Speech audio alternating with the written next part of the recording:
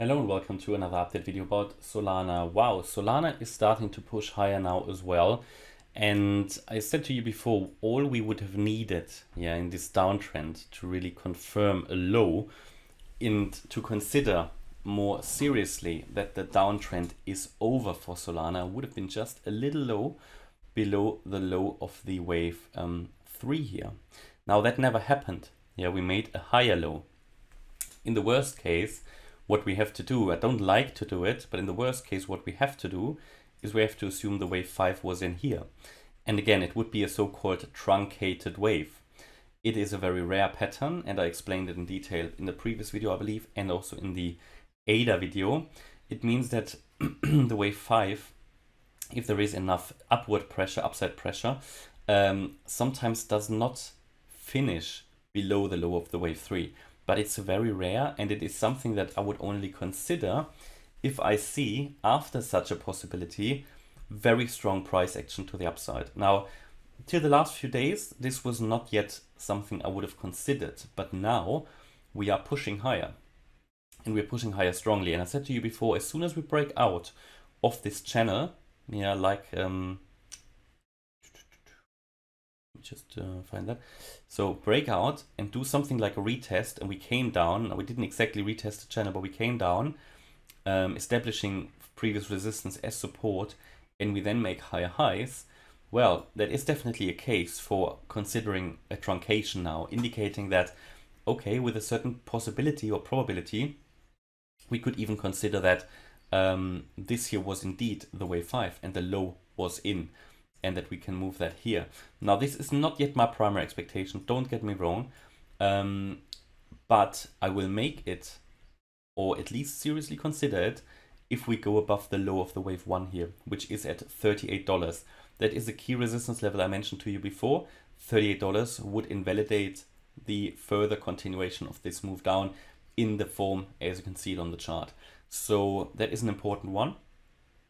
For now, I leave it on the chart like that we still expect lower prices against the $38 level, but a move above that would be, from my point of view, an interesting trade setup to go long. No financial advice, but it would be, in my opinion, because it is a key resistance level.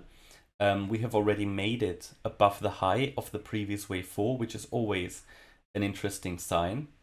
And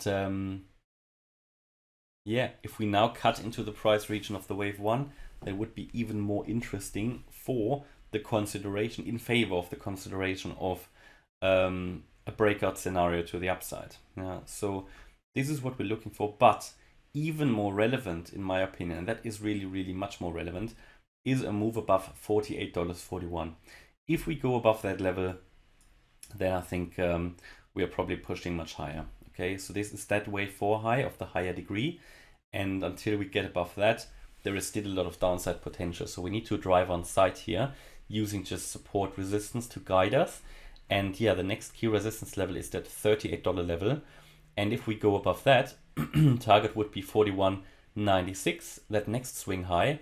And then we've got on the chart here the 45.86 level. Let me check what that, no, I don't think that is any, let me just take that out. I think that was a previous one. No, above that we've got that wave 2 high then at pretty much $45. And then we can get to that $48, $41. And the $48 level here is the one that I mentioned to you many times before, where I said if we get above that level, that will, that will be significant price action above that would be very, very helpful for an uptrending scenario. Now, at the moment, I'm still a bit skeptical because we're still below $38, but I'm watching this very closely. And we broke out of the channel for the first time, really. So we can carefully become a bit optimistic about a possible breakout scenario. And again, all we would have needed was a little bit of a lower low. So all we missed here was another 10-12%, which can still happen. Which can absolutely still happen. But I also need to tell you that we're coming up quite strongly here. And the break above $38 would be a first sign that we might actually be in a breakout scenario here. Well, let's say the second sign, because the first sign was already the breakout of this bearish corrective channel really. Okay, and looking at the indicators, let's take a look at them. So here, this will be interesting on the daily. If we get a bullish crossover on the ADX, now we're not far away from that.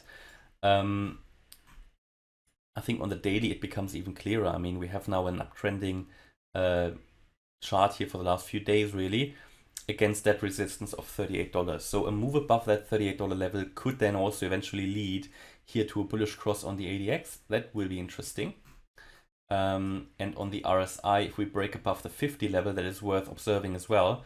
We're still very much in the beginning, but a break above the 50 level on the daily would also support a possible breakout scenario to the upside. So 2-day chart, very much earlier in the process, but also here, though this momentum is starting to go up, and 4-day chart as well, but even earlier. But what I said to you before, and I mentioned it on various charts, we have seen various bullish divergences here, especially on the 4-day chart. And if they start to rotate around and start to turn to the upside, and we get a bullish cross here and there, this can support the possible uptrending scenario. So it's very interesting. Bear in mind, it is still very early days. Yeah, still very early days. And every trader or investor needs to make the decision how early you buy in. Yeah, and if you buy in very, very early in an uptrend, that it might actually still come down. Because if you buy, the earlier you buy in a possible uptrend, the more downside potential there still is. Because it's a very insecure environment at the moment. Therefore, at the moment, in my opinion, a stop loss is very, very important. If you have a short-term perspective, anyway, you should always set a stop loss. Yeah, and this is where we are. And I know there are quite a few people who have gone short. Yeah, and if you have gone short, always use a stop loss anyway, always. So you shouldn't go short at all if you are not using a stop loss. Always surprises me that some people have so many losses due to a short trade, which if you just add a stop loss where you can only lose maybe like 3, 4, maybe 5% at a maximum, I would say, the absolute maximum, then if you don't have a stop loss, then of course, your losses are potentially unlimited, because in every chart, upside potential is limited, downside potential is limited to 0. Okay, and that is currently my view here about Solana. It's getting interesting. I'll definitely keep you updated about Solana. So hopefully you liked the update. If you did, please hit the like button, leave a comment and subscribe. And if you really like the content, check out the channel membership. Thanks a lot for watching. Bye-bye.